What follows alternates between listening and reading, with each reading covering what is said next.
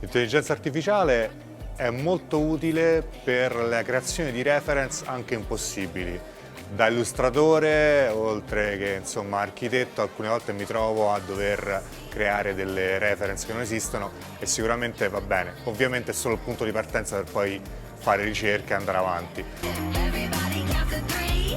Un aspetto negativo dell'intelligenza artificiale è avere la presunzione di poter fare tutto subito e non riconoscere che quello non è un prodotto esclusivo dell'artista.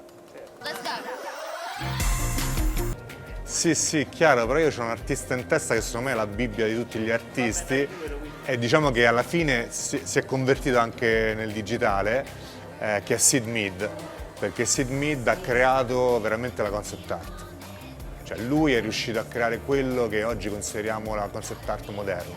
Quindi io consiglio a tutti di prendere i suoi libri, di leggerli veramente come la Bibbia in senso assolutamente assoluto, cioè leggeteli tutti i giorni, guardate tutti i giorni.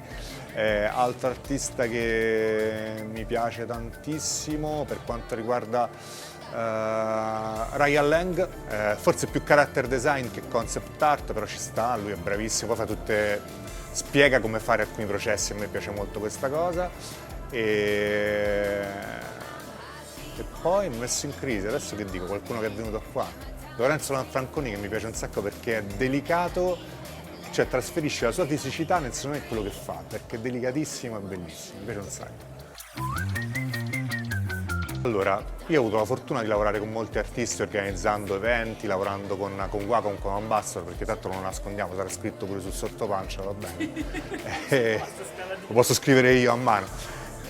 Sì, hanno qualcosa in comune che è la passione che li lega. Tutti gli artisti con cui ho avuto la fortuna di poter parlare, ce ne sono tanti anche a questo evento, oggi e i giorni che verranno, è il fatto di non tenere nascoste le loro skill, le loro attitudini comunque a fare bene l'arte, a raccontarla in un certo modo e a tramandare alcuni, non voglio dire insegnamenti, però consigli magari per chi deve formarsi o per chi magari è un professionista e vuole migliorare un po' di più. Cioè, quelli che ho conosciuto io, per fortuna, mi ritengo fortunato, hanno avuto sempre la generosità di dispensare consigli utili a tutti quelli che gli hanno chiesto. Quindi questo ho visto come leitmotiv di tutti gli artisti che ho conosciuto. Libro ti consiglio Asakusa Kid di Takeshi Kitano, molto interessante per la storia che lui racconta, le sue origini da comico poi a regista, insomma molto divertente. E come fumetto ti consiglio L'Immortale di Hiroaki Samura, molto bello, Blade of Immortal, anche solo per il disegno fatto non con inchiostro ma con matita copiativa che diventa veramente bello come effetto. Film, io sono pazzo per la science fiction, quindi direi Blade Runner perché è uno dei film secondo me più belli mai creati, mai girati. Come serie TV mi piace moltissimo Cabinet of Curiosities, presentato da Guillermo del Toro, con tutti i registi diversi, ogni puntata è una storia diversa, un piccolo film e quindi molto godibile se voglio anche vedere una cosa senza seguire anche un ordine prestabilito.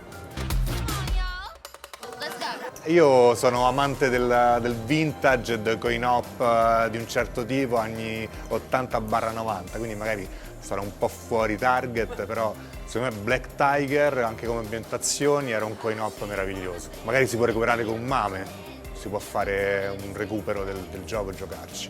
Gioco da tavolo, sì ce l'ho, però è una demo che fanno dei miei soci bravissimi, si chiama Brick Fight, con i personaggi Lego per fare delle battaglie skirmish molto fighe. Quindi è uno spoiler, dai, va bene lo stesso.